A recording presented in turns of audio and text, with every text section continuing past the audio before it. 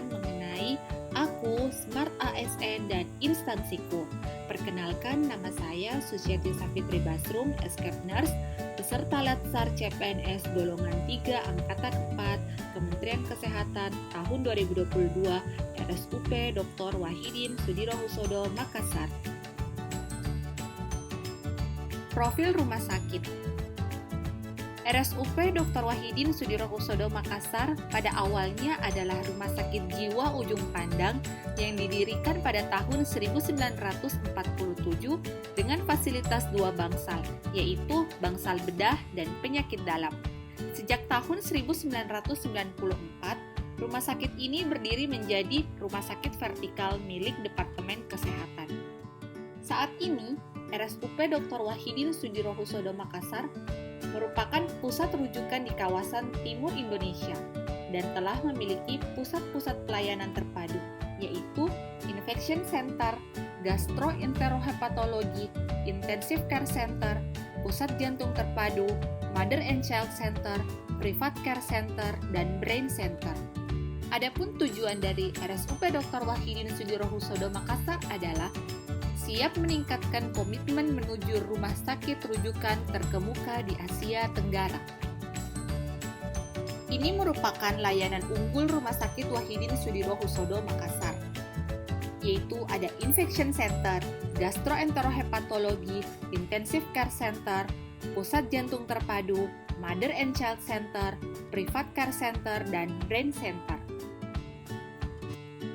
Visi RSUP Dr. Wahidin Sudirohusodo Makassar yaitu tujuan strategis 2024 terwujudnya rumah sakit rujukan nasional dengan layanan paripurna dan terbaik dengan 4 misi. Yang pertama, menyelenggarakan pelayanan, pendidikan, dan penelitian bidang kesehatan secara berkualitas yang terintegrasi, holistik, dan profesional.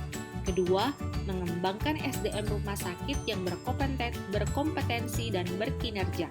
Ketiga, menumbuh kembangkan sistem manajemen organisasi yang efektif. Keempat, mengampu rumah sakit jejaring di wilayah Indonesia Timur. Struktur organisasi RSUP Dr. Wahidin Sudirohusodo Makassar, di mana dikomandoi oleh Direktur Utama Profesor Dr. Syafri Kamsul Arif, beserta 4 direktorat yang masing-masing dipimpin oleh Direktur Bagian. Bidang pelayanan keperawatan di bawah komando Direktorat Pelayanan Medik, Keperawatan, dan Penunjang. Tugas dan fungsi jabatan perawat. Permenpan RB nomor 35 tahun 2019 yaitu melakukan kegiatan pelayanan keperawatan yang meliputi asuhan keperawatan dan pengelolaan keperawatan. Saya adalah perawat yang bertugas di instalasi Intensive Care Anak (NICU), di mana saya memberikan asuhan keperawatan secara holistik kepada pasien neonatus dan edukasi kepada keluarganya, ditinjau dari kebutuhan biologis, psikis, sosial, kultural, dan spiritual.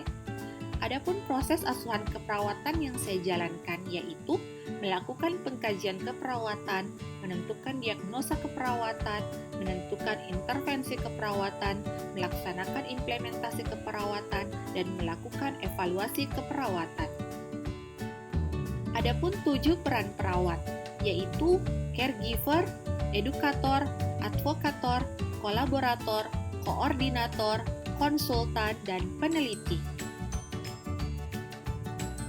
4 standar pelayanan yang harus dicapai, yaitu pertama, meningkatkan mutu pelayanan, kedua, meningkatkan kualitas kompetensi, ketiga, menjaga dan membangun hubungan sesama profesi dan profesi lain, yang keempat, menunjukkan sikap empati dan peduli. Smart ASN. Seorang ASN harus melek akan digital dan menguasai cara bermedia digital dengan bertanggung jawab, di mana harus memperhatikan digital skills, digital culture, digital ethics, dan digital safety. Selanjutnya, wujud implementasi Smart ASN yang dapat diterapkan adalah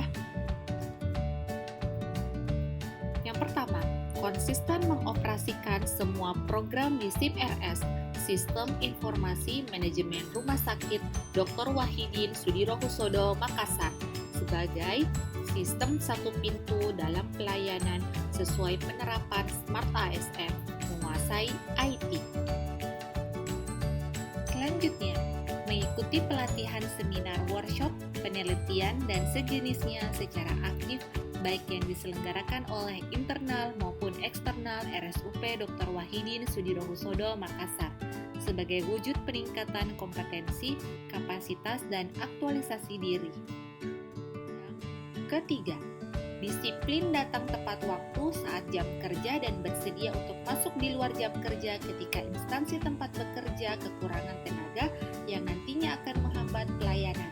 Hal ini merupakan perwujudan dari nilai Smart ASN untuk integritas dan profesionalisme. Yang terakhir adalah belajar berkomitmen dengan cakap dan bijak dalam berdigital dengan mengikuti perkembangan zaman. Adapun hambatan dalam pelaksanaan peran dan kedudukan yaitu pertama, pengisian rekam medis pasien baru yang dilakukan secara manual di rekam medis. Yang kedua, ketidakpatuhan perawat melakukan pencatatan tanggal atau waktu pemasangan infus dan OGT atau NGT. Yang ketiga, belum optimalnya handover menggunakan SBAR. Yang terakhir adalah ketidakpatuhan perawat dalam melakukan penulisan, pemasangan, dan perawatan infus tali pusat. Terima kasih. Dengan budaya Sipaka Tahu, kami melayani dengan hati. Wassalamualaikum warahmatullahi wabarakatuh.